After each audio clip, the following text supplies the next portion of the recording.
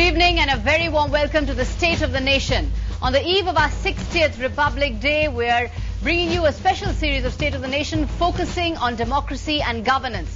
Yesterday we brought you our poll findings on terrorism and relations with Pakistan. Today we're bringing you the second edition of our survey focusing on police and courts.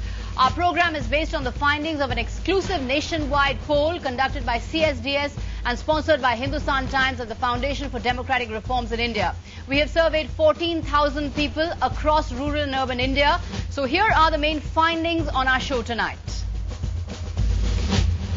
35% people say going to courts is too lengthy or too expensive.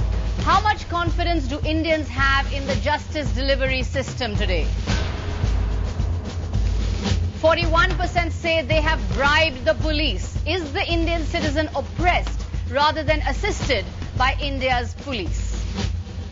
And joining us tonight to discuss these findings, Kiran Bedi, former IPS officer who needs no introduction actually. Vrinda Grover is here. She's a senior advocate of the Supreme Court. And Ashok Desai is joining us. He's a senior advocate of the Supreme Court as well. Thanks very much indeed for joining us. In fact, Mr. Ashok Desai, let me put the first question to you about the courts. That 35% are saying that the procedures of courts are too lengthy and too expensive for them to even approach the court. Now, on the 60th birthday of our republic, isn't this a really sad commentary on the very citadel that houses our democratic and constitutional dreams? I agree. I am surprised it's only 35%. The court has, unless we have more robust judges who refuse adjournments and are willing to expedite matters, individual cases linger on for years together until clients lose the interest or ultimately have to give up their litigation. And while we have great confidence in the institution of courts, an individual litigant comes back full of personal anguish because of the delay. Take a simple example. A matter in the Supreme Court, every time it is adjourned, the admission is adjourned, it costs lakhs of rupees to the clients on both sides. And yet, every admission in the Supreme Court has virtually 3 or 4 adjournments writ on its feet. Right. Well, let's actually bring you then our first graphic there. Our survey has shown that 14% Indians approached the court when required, but 4% did not.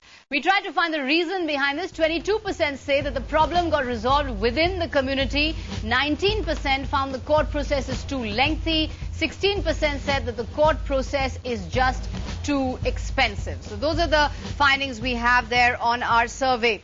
Vrinda Grover, take off from where Ashok Desai was telling us about the dilatory processes. Is it because of the sheer shortage of judges? I think there are two things. The colossal backlog. There is a structural reason, which also needs, it's not just about shortage of judges. We need to see what is the budgetary allocation we are making to our judiciary. I think that requires serious introspection by all of us. Secondary, yes, there's a shortage of judges. The recent amendments have said no adjournments will be granted.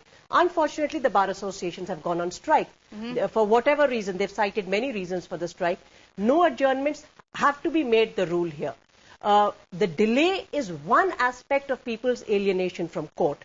The other aspect is that people are feeling that they are not being heard, they're not being understood, certain concerns are not being heard. And that shift away from the constitutional principles may alienate large communities and not just individuals, and that could be very precarious for our system. Right, and there I would say there's a rich-poor bias, isn't there? Because there is a feeling that the rich can just get the justice they want. It's the poor that are at the receiving end of the court. It's the poor that don't get justice. Because the rich can afford to be getting heard. The poor probably are left with very little. So I think it's a question of also the rich and the poor divide. Rich can afford better quality litigation. Poor are left with whatever is left out. Right. So that's why they get left behind. Right.